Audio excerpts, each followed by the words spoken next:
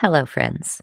My name is Charmaine from Two Witch Isle, and this is a witch's cauldron.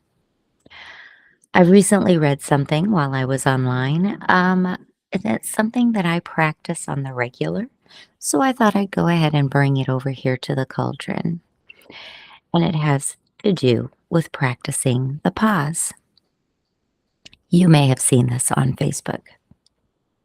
Practice the pause. Pause before assuming. Pause before accusing. Pause whenever you're about to react harshly. Practicing the pause is one of the skills I had picked up when I was in my earlier years of therapy. Simply being able to pause as soon as I feel the reaction of emotion happening within my body. And for the longest time, I wasn't connected to my emotions or even how my emotions felt in my body, that it would take me a while to realize that maybe I was reacting harshly to something that happened and it was days ago, and I'm just now getting to the point where I can make sense of what was going on.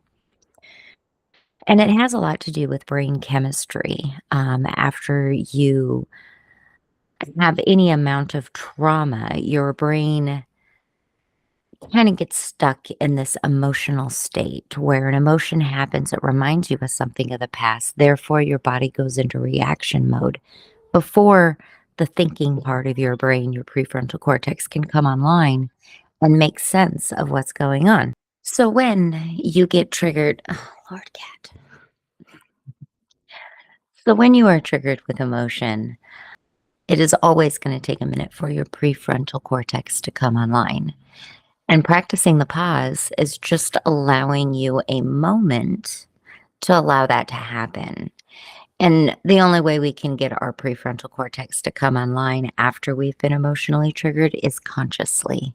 It's not going to come online if we don't consciously make an effort for it to come online. And I think that's where a lot of us get caught up, because we don't really realize that it is really up to us to switch our brains into this next mode instead of allowing our emotions to let us react, and sometimes react poorly, or over the top where it isn't really necessary.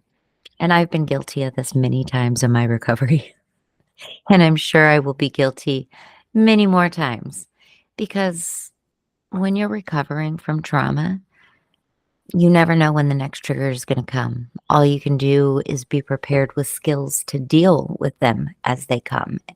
And that's kind of where I've come to my understanding of what recovery really is. You'll never really be back to normal after a trauma. You can't go back to what you were pre-trauma because you've experienced too much at that point. But as I said in a past show, there are silver linings that you can find that may help you build a future with what you have now, the knowledge you have now, and the wisdom that you've gained. Because once we make it through the processing of trauma, we do gain a lot of wisdom. And if you've been processing trauma, you know this. It comes slowly.